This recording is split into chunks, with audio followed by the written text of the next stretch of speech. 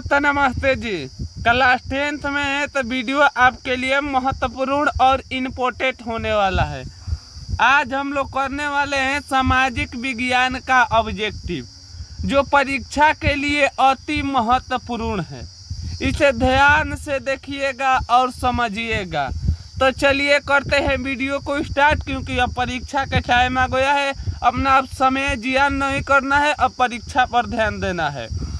2027 के परीक्षा देने जा रहे हैं तो वीडियो अवश्य देखें। 10 से 15 मिनट यदि इस वीडियो को देख लेते हैं तो मैं आपका परीक्षा में बहुत योगदान दिला सकता हूं अच्छा अंक प्राप्त करने के लिए। तो इसीलिए वीडियो पूरा अंत तक देखिएगा और तब कमेंट में बताइएगा आपको ये वीडियो कैसा लगा। तो चलिए बढ़ते हैं पहले का ऑब्जेक्टिव की ओर। का क्वेश्चन देखिए, इम्पोर्टेंट और महत्वपूर्ण है। हीराकुंड बांध कहाँ अवस्थित है? तो याद रखिएगा बाबू, हीराकुंड बांध अवस्थित उड़ीसा में है। कहाँ पर है बबुआ? उड़ीसा में हीराकुंड बांध है। सुंदरवन कहाँ है? ये भी परीक्षा के लिए जरूरी और महत्वपूर्ण सवाल है। तो सुंदरवन याद रखिएगा पश्चिम बंगाल में है।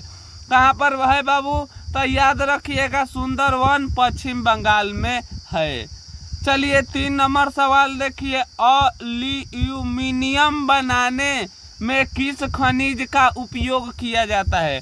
जो एल्युमिनियम है बनाने में किस खनिज का उपयोग किया जाता है? महत्वपूर्ण और इम्पोर्टेंट सवाल है। तो याद रखिएगा एल्युमिनियम बनाने में बॉक्साइट का उपयोग किया जाता है। किसका उपयोग किया जाता है बउआ? तो याद रखिएगा बॉक्साइट का उपयोग किया जाता है। चलिए 4 नंबर सवाल देखिए, द्वितीय पृथ्वी सम्मेलन कब हुआ था?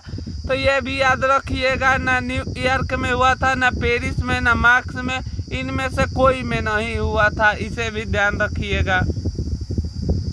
5 नंबर सवाल देखिए, विश्व व्यापार संगठन का मुख्यालय कहाँ है? बहुत इम्पोर्टेंट और जरूरी क्वेश्चन है।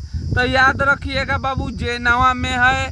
अगला देखिए, विश्व संगठन WTO की संस्थापना कब हुआ था? तो याद रखिएगा इनकी संस्थापना 1995 ईस्वी में हुआ था। WTO की विश्व में कब स्थापना हुआ था? तो WTI को। महत्वपूर्ण सवाल है, इसे ध्यान से देखिएगा। भारत में मानव अधिकार सुरक्षा अधिनियम कब पारित हुई थी? मानव अधिकार को ही मौलिक अधिकार भारत में कब पारित किया गया था, चाहे कब बनाया गया था? तो 1993 में बनाया गया था। अगला, बिहार संपन्न है। जो हम लोग का बिहार राज्य है आखिर क्या पर संपन्न है? तो याद रखिएगा कृषि से ज़्यादा ये संपन्न है। बहुत इम्पोर्टेंट। 9 नंबर भी सवाल इम्पोर्टेंट महत्वपूर्ण है, इसे ध्यान से देखिएगा परीक्षा के लिए। वियना कांग्रेस कब हुआ था? बहुत जरूरी और महत्वपूर्ण सवाल है, 2027 के पेपर में रहेगा। तो वियना कांग्रेस बाबू 1915 ईस्वी में हुआ था। कब हुआ था बबुआ? तो 1915 ईस्वी में हुआ था। अगला देख लीजिए, फैक्ट्री की संधि पर हस्ताक्षर कब हुई थी? फैक्ट्रियों की संधि कब हो रही थी? तो 1871 में हो रही थी। यहाँ तक आकर 10 ऑब्जेक्टिव हमारी का हुआ समाप्त हुआ। तो कमेंट में बताइएगा आपका 10 में कितना ऑब्जेक्टिव सही हुआ और कितना गलत हुआ। यदि अभी तक चैनल सब्सक्राइब नहीं किए हैं तो अवश्य हमारे चैनल को ज्वाइन कर लीजिएगा। और वीडियो को लाइक नहीं किए हैं तो अवश्य वीडियो को लाइक कर लीजिएगा। महत्वपूर्ण ऑब्जेक्टिव है, जो याद नहीं है उसे याद कर लीजिएगा, क्योंकि परीक्षा में पूछेगा। चलिए 11 नंबर सवाल देखिए। 11 नंबर सवाल क्या कह रहा है? कार्ल मार्क्स का जन्म कब हुआ था? तो बाबू याद रखिएगा जर्मनी में हुआ था। दास कैपिटल का प्रकाशन कब हुआ था? ये भी सवाल आ सकता है। तो 1867 में हुआ था। अब दास कैपिटल किसने लिखे थे? तो याद रखिएगा कार्ल मार्क्स ने लिखे थे। किसने लिखे थे बबुआ? तो याद रखिएगा कार्ल मार्क्स ने लिखे थे। चलिए 13 नंबर सवाल देखिए, जरूरी सवाल आ गया। बिहार में पंचायती राज व्यवस्था का कार्यकाल है, जो हम लोग का बिहार राज्य है, इसमें पंचायती कार्यकाल कितना वर्ष है? तो हर राज्य में 5 वर्ष का नियम लगाया गया है। जनता दल यूनिट पार्टी का संगठन कब हुआ? पार्टी से भी सवाल पूछता है, तो 1999 में हुआ था। 15 नंबर सवाल देखिए, किसके नेतृत्व में 1977 में जनता पार्टी सरकार का संगठन हुई थी? तो याद रखिएगा किसके वो नेतृत्व में हुआ था? तो मोरू राजा देसाई। जब आपातकालीन 1975 में लगा था ना, तो उसी घड़ी ये हुआ था। अगला सवाल देखिए, 17वीं लोकसभा का चुनाव कब हुआ था? तो 2019 में यहीं पर पूछ देगा। 16वीं कब हुआ था? तो 5 घटा दीजिएगा, 2014 में। अगला देखिए, ये सवाल इम्पोर्टेंट है। निम्न में से कौन रबी फसल है? अब रबी फसल किसे कहते हैं बाबू? और ऐसा फसल जो शीत ऋतु में हो, तो ये सब ये रबी फसल है। अब खरीफ फसल पूछेगा तो वैसा फसल जो वर्षा ऋतु में हो। चलिए अगला सवाल देखिए, टाटा आइसलैंड स्टील कंपनी की स्थापना कब हुआ था बबुआ? तो 1907 में हुआ था, ध्यान रखिएगा। बिहार का सबसे बड़ा नगर कौन है? इम्पोर्टेंट है, जरूरी है।